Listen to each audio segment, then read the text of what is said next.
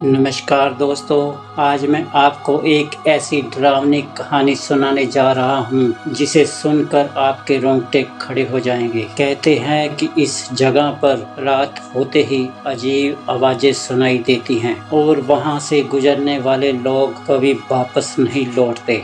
पुराने गांव के बाहर जंगल के बीचों बीच एक विशाल हवेली थी। गांव के लोग कहते थे उस हवेली में जाने वाला कभी वापस नहीं लौटता। रात का समय था, आसमान पर काले बादल छाए हुए थे और हवा में अजीब सी सर्दी थी। गांव के लोग जल्दी जल्दी अपने घरों में ताले लगाकर सोने की कोशिश कर रहे थे, परंतु किसी के मन में चैन नहीं था, क्योंकि गांव के बाहर जंगल में खड़ी वह हवेली हर किसी के दिल में खौफ भर देती थी। लोग कहते थे कि वह हवेली अभी शपथ है। सदियों पहले वहाँ एक औरत रहती थी जिसने अमर होने के लिए खून की प्यास का सौदा किया था। तब से उसकी आत्मा हवेली में भटक रही थी। कहते हैं कि आधी रात को वहाँ से औरत की चीखें, पायल की छन छन और लोहे की जंजीरों की आवाजें आती हैं। लेकिन चार दोस्त अनुराग, रिया, समीर और पूजा इन बातों पर यकीन नहीं करते थे। उन्होंने लगा कि ये सब सिर्फ अंधविश्वास हैं। वे सब मिलकर तय करते हैं कि वे उस हवेली में जाएंगे और सच्चाई का पता लगाएंगे। आधी रात को चारों दोस्त जंगल की ओर निकलते हैं। टॉर्च और कैमरा उनके हाथ में था।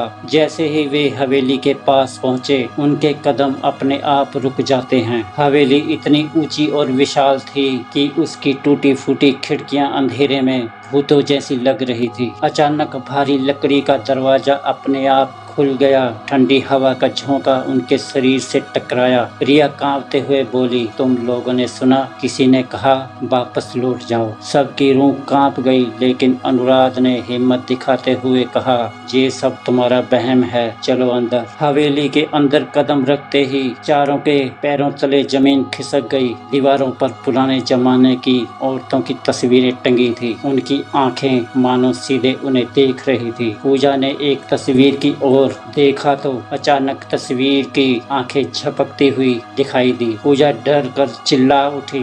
समीर बोला, ये इंसानी आंखें नहीं थी। तभी ऊपर से पायल की आवाज आती है। सबने सिर उठाकर देखा। अंधेरे में किसी की परछाई सीढ़ियां के पास खड़ी थी। उसी समय खिड़की से अपने आप दरवाजा बंद हो गया। हवेली का हर कोना अजीब सी ठंडक और एक अजीब सी स्मेल से भरा हुआ था। चारों ने हिम्मत जुटाई और हवेली की जांच शुरू कर दी। अचानक अनुराग को फर्श पर एक छिपा हुआ कमरा मिला। उन्होंने दरवाजा खोला तो नीचे जाने वाली अंधेरी सीढ़ियां दिखाई दी। वे सब धीरे धीरे नीचे उतरे। नीचे तहखाने में लोहे का एक बड़ा ताबूत रखा था। उसके ऊपर सूखा हुआ खून जमी हुई परत की तरह दिख रहा था। जैसे ही पूजा ने ताबूत को छुआ, ढक्कन अपने आप खुल गया। अंदर से अंधेरी परछाई उठी और धीरे धीरे इंसानी रूप लेने लगी। अब उनके सामने एक लंबी औरत खड़ी थी। उसका चेहरा सफेद था, आंखें हरी और होठों से खून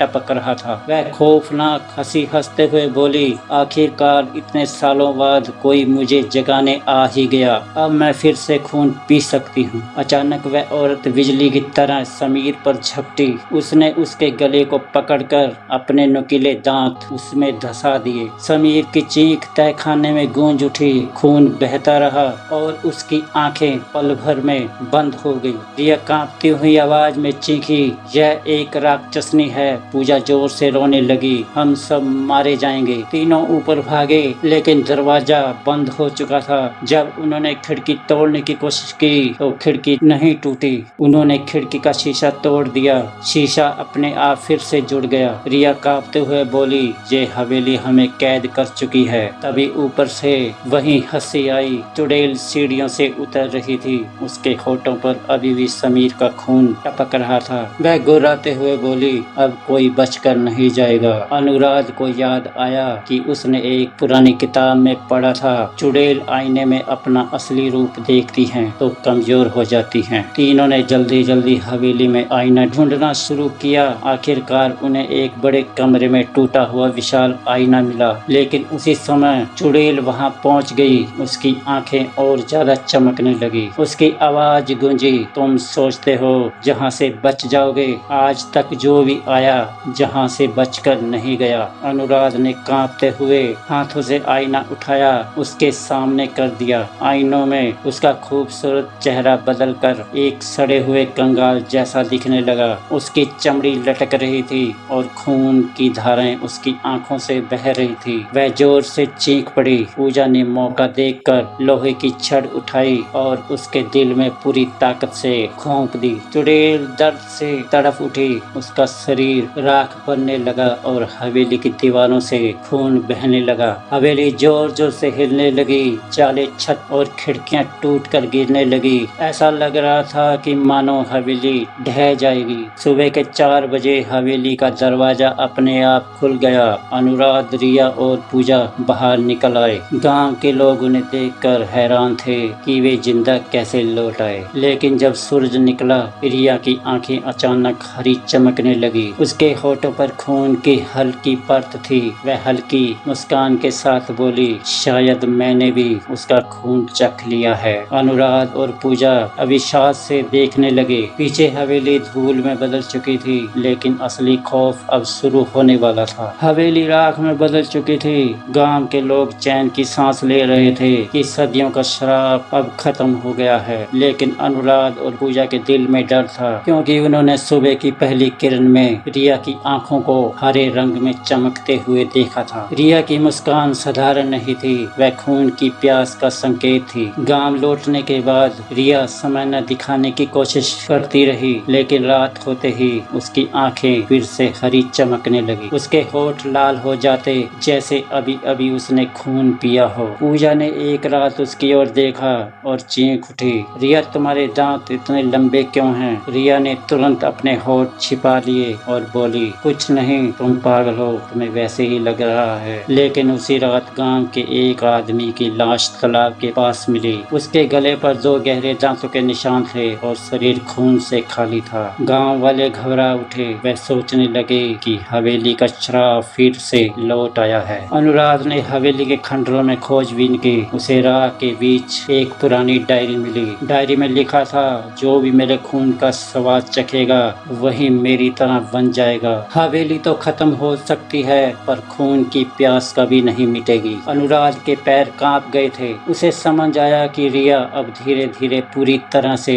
चुड़ैल बन चुकी है। एक रात गांव का पहरेदार गायब हो गया। सुबह उसका शव मंदिर के पीछे मिला। उसकी आंखें खुली थी और चेहरा पीला पड़ चुका था। गले से खून की बूंदें टपक रही थी। शरीर में खून खत्म था। गांव वाले इकट्ठा होकर बोले, यह काम उसी चुड़ैल का है। हवेली की आत्मा फिर से लौट आई है। पूजा ने चुपचाप अनुराग से कहा, ये आत्मा नहीं, ये रिया है। अनुराग के चेहरे का रंग उड़ गया। उसे अब तय करना था कि रिया को बचाना है या खत्म करना है। उस रात अनुराग ने रिया को आमने सामने टोक दिया। अनुराग बोला, रिया, सच बता, तू ही है इन मौतों की वजह। रिया की आंखें अचानक चमक उठी। वह हंसते हुए बोली, हाँ, मैंने ही उसका खून पिया। मैंने उस पहरेदार का भी खून पिया। और जानते हो अनुराग, अब मुझे इंसान का खून बहुत अच्छा लगता है। अनुराग और पूजा डर कर पीछे हट गए। रिया की आवाज गूंजी, अब तुम मेरे दुश्मन हो और दुश्मन का अंजाम मौत होती है। रिया अब पूरी तरह से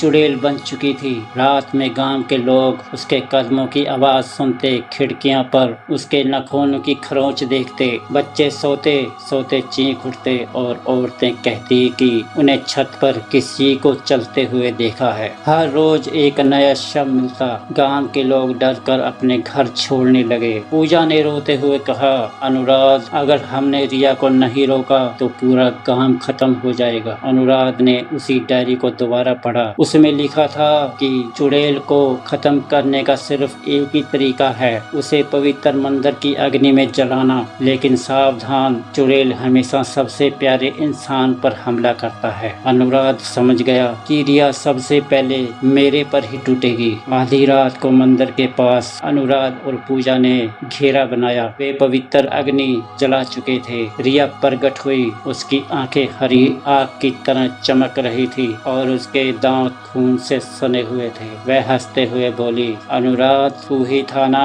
जिसे मैं सबसे ज्यादा चाहती चुकी थी। अब तू ही मेरा पहला अमर साथी बनेगा। वह बिजली की तरह अनुराग पर झपटी। अनुराग ने मशाल उठाकर उसे रोका। रिया जोर से चीखी, उसकी चमड़ी जलने लगी। पूजा ने पूरी ताकत से उसे धक्का दिया और वह अग्नि में गिर पड़ी। रिया तड़पते हुए चीखती रही। उसकी चीखों से पूरा जंगल कांप गया। धीरे धीरे उसका शरीर राख में बदल गया और हवा में उड़ गया। सुबह का सूरज उगा।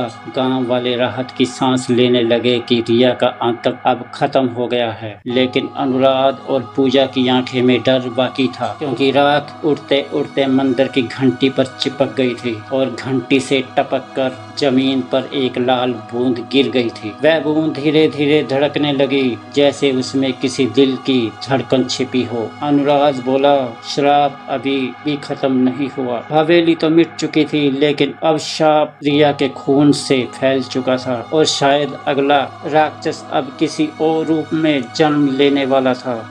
आपको लगता है कि सब खत्म हो गया, लेकिन डर तो अभी बाकी है मेरे दोस्त, अगले भाग में। जब तक के लिए नमस्कार। सब्सक्राइब माय चैनल SS देव देवा। Thank you.